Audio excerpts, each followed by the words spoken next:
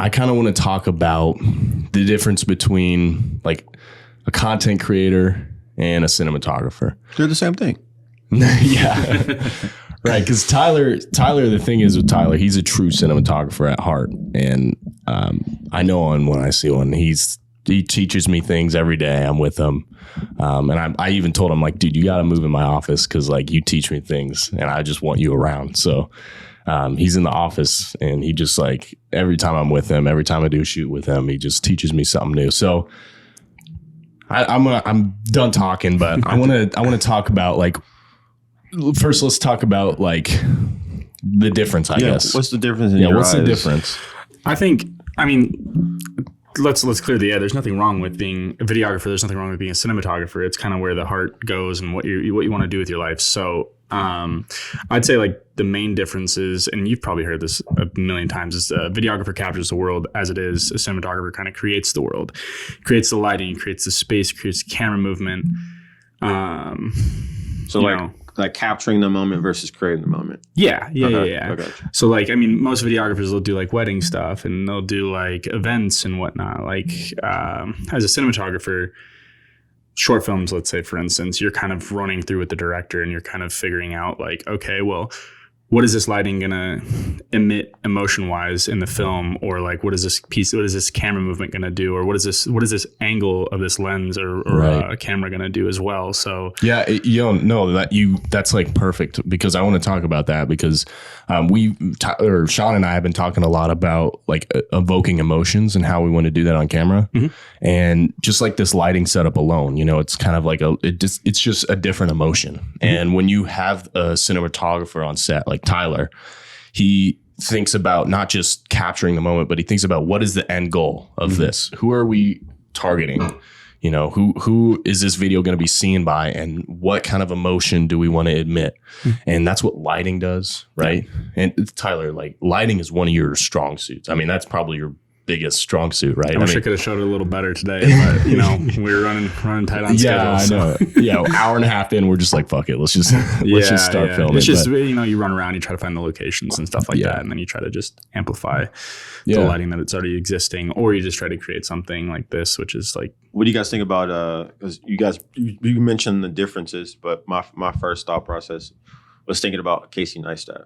Mm-hmm. I feel like he does like a hybrid. Yeah. In terms of like when he did like the vlog every day, it was like early. Well, I think it was 2016 is when he did a vlog every day for like at least 200 days in a row. Sure. Yeah. But like when you say we talk about cinematography or a videographer, he was doing like almost a mix of both. He had an idea of what he wanted to capture in the shot, and then he also created the moment with certain things. Sure. Absolutely. But I think what's your perspective? I think a majority of that's just storytelling in general, and that falls on both ends of the things. That's not just cinematography; that's also videography too, because you have to tell a story. Mm-hmm. You have to learn how to go to an event and tell a story with the event from start to end. It's not just like you're showing up shooting what you got to shoot. Mm-hmm. Right. It's like, okay, well, I also have to evoke emotion through this video, through the event, because the end goal is to sell what the event is about. Right. Mm-hmm. So and that's why I want to talk about the difference, because there's mm-hmm. so many people coming out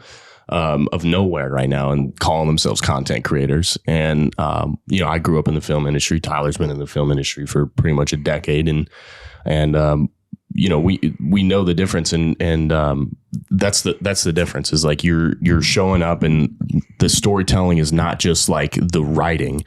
It's about the camera angle, it's about the lighting and everything mixed together to tell that story and evoke that emotion mm-hmm. that you want to portray. And like that, it's like everything together. And people are just coming out and like filming whatever and calling themselves storytellers. Well, I mean, we talk about it all the time. Yeah, it's kind of there was that I don't know if you guys saw it. It was there's a couple comedians. They did this thing on like wedding film, or like the wedding filmmakers, mm-hmm. as opposed to just like it's okay to be a videographer and still tell a story and stuff like mm-hmm. that, but like, no, I'm a wedding filmmaker. And then it's just like that kind of separates things a little bit. Like you can still, making a film isn't necessarily just going to an event that exists mm-hmm. and like shooting it. Making a film is much deeper than that. There's story behind it. There's direction. There's the camera, lighting, all this type of stuff. Mm-hmm. And I think there's that dynamic nowadays. It's like, oh, I don't want to be called a videographer. I don't want to I don't want to be a videographer. I want to be a cinematographer. I want to be a filmmaker, like all this, but it's okay. It's just like, that's just what you do. It's like, it's fine. You're in your realm. If you don't want to be in that realm and you want to step more into like the cinematography end of things, then just start trying it, Right. Learn a little bit about lighting, learn a little bit about like focal lengths and what they're doing to your subject and all that kind of stuff. And like, it's a story, the true, it's all those little things. Yeah. The thing about a cinematographer is you're not trying to tell it through your lighting. You're not trying to tell it through whatever. You're just enhancing the director's vision. You're coming in there. You don't want people to notice your cinematography. I think that's like the most important thing. And Roger Deakins says it all the time. The second somebody comes up to him and says, "Oh, that shot was beautiful," he feels like he failed. That's another difference, because like I said, a lot of content people coming out and just calling themselves content creators, they'll like set up a light or something, or they'll do something because that's what YouTube told them to do. Or the books told them to do.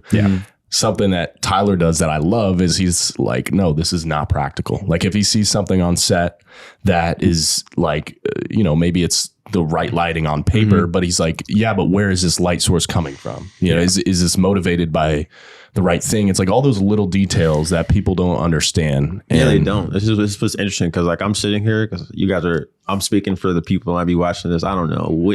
I understand like you guys are explaining the layers, but I was going to ask you guys like, how do you do you even mention this when you're talking to a client?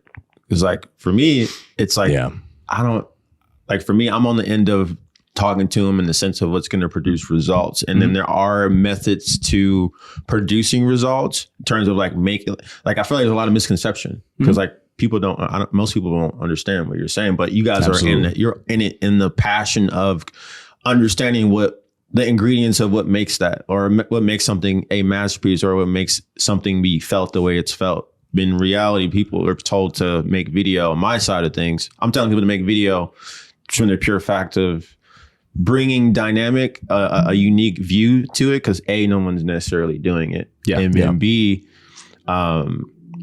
it's just going to make them the obvious choice in terms of from their competitor, because they're not even telling their story to begin with. Because realistically, everyone's got a story. Like objectively, there's a professional way to tell a story, but in terms of objectively, most businesses don't hold value in their story. They think it's just some passive thing, when in reality, like we talked about, like that's what makes them different. Like how do you talk to them? Do you even talk to them about this stuff? Because like you guys are pumped, and I'm like, I'm just learning. I'm like, okay. When I'm talking to a client, like for the first time, I never mention any of this stuff that I'm talking to Tyler with. Like you're completely right. And when I'm with Tyler alone, like we get in these conversations and we talk about movies and we talk about this and that, and I never talk like this to the client because they don't understand any of this stuff. They don't care. They don't care. No, they care about how much money are you going to put in my pocket. What's the outcome? I mean, you guys have said it before in your podcast alone, and they want results. And that's the most important thing, is they want results. And I think that's on whoever's leading the project to bring in the people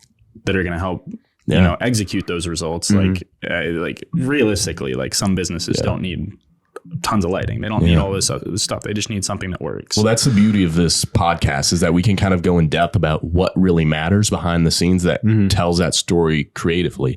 That's what the beauty of the podcast is. And me and you have seen like amazing results from just like 2 weeks of podcasting. And I think, to anyone out there, if you want to go in depth like we are about stuff like in your business, like podcasting is like the number one easy way that you can start promoting your business in 2024. If you just want to like tell your story and go in depth about whatever your industry is, like I just want to say that, like, start podcasting. It's like the easiest way. And you get a bunch of clips from it too. Like, it's so easy. I just want to say that, but like that's really the beauty of doing this, is we can go into detail about what makes the results.